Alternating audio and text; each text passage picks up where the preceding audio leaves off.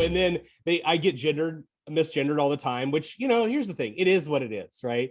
Like today I had this, with the researchers, and so, I got misgendered, but I didn't throw a fit. I didn't say a word because I just don't. That's not who I am. I was taught not to complain.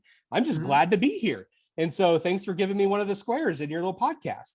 And so it's just, it's a hard experience, but I put my pronouns in my name, and I add it on my email signature, and I do all those things. But in my 10 years on the hospital board, people figure it out. Like I never had one like, listen, everybody, from now on, I use she, her pronouns. I would like for you to abstain from using male pronouns. Like I never did that. People just figured it out. They're kind. They're kind. And I think it's when they meet you right in the middle of where this is at and start having the conversation to meet one another. I've been on so many of these webinars and people are like, what are your pronouns? They go, well, my name's Clinton Shane. Can we start there? Yeah. Like I don't even understand the logistics anymore. I know some of these, and there's good literature out there to say like, this is how we can make people feel more included. And here are the trigger points of individuals within the LGBT. There's some good literature out there of how to talk with one another. But I'm also like, some of the literature when it talks about how we incorporate basically these icebreakers of pronoun usage, like, okay, when you open up in a meeting, introduce yourself with pronouns, and that normalizes it. I get it. It normalizes it. It has it and everything. But I also, does that not then create or may exclude another group? Because I got to be honest with you, I don't want to be a spotlight in a boardroom where I be like, well, because Clint's here, let's share our pronouns. I'm like, could we not spotlight that and just go by Clinton Shane and maybe what we did over the weekend? I don't know. Do we have to share like this? Because it now it feels like, it almost feels like an obligation. And I want to help people understand, like, there's a safety here and my pronouns are here because I want you to know that you're a safe place. You can come and talk to me. But now the logistics of these boardrooms and what we need to do in organizations, like we have to address people like this. I go, isn't this an evolution?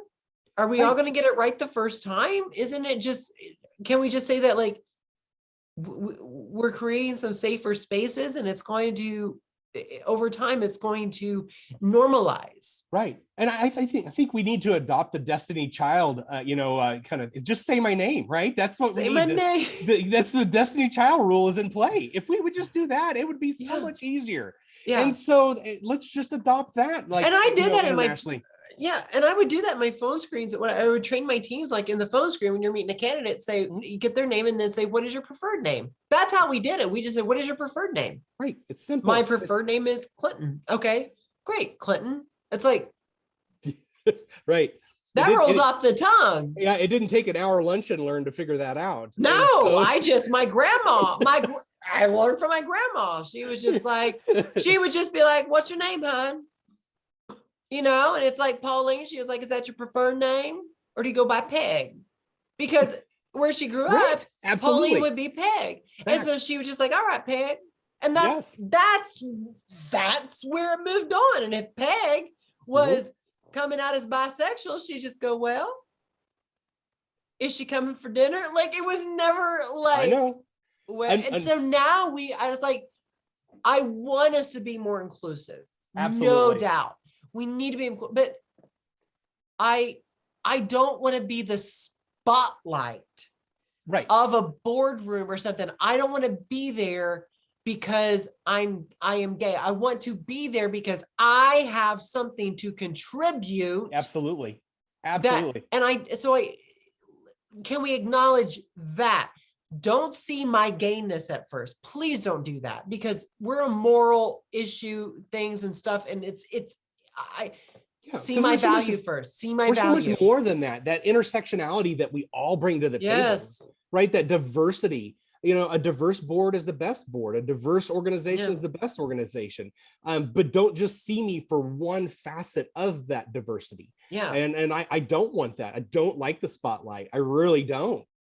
And so that is a challenge. And I hear exactly what you're saying, Clinton. And it's a hard thing. And so, but, like, unfortunately, my mom named me Tori when I was born. That was my name. That was my given name. However, my dad did not like that name, and my name was Patrick because he didn't think my lunch money would ever make it past the bus stop.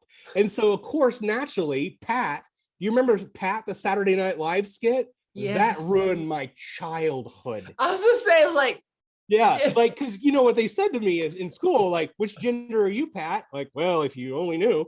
And so, I mean, that was a hard thing for me. oh my God. Could they have picked any other goddamn name than Pat for the character on SNL? And That's so that was the other hit you took. And you're like, really? Yeah, yeah, it was that, and then Pat rhymes with fat. So I'm Fat Pat, and which gender are you, Pat? And so no. it was brutal. Like when I named my kids, my wife and I, we thought like really cruel fifth graders, and we rhymed every horrible thing you could before we decided on a name, because we were like, well, that's pretty safe. They can't come up with anything that rhymes with it, or the 3 letters and everything else. We want to make sure that didn't spell a word that's horrible, because my last name is G or Gleason, and so you got to be really careful with that.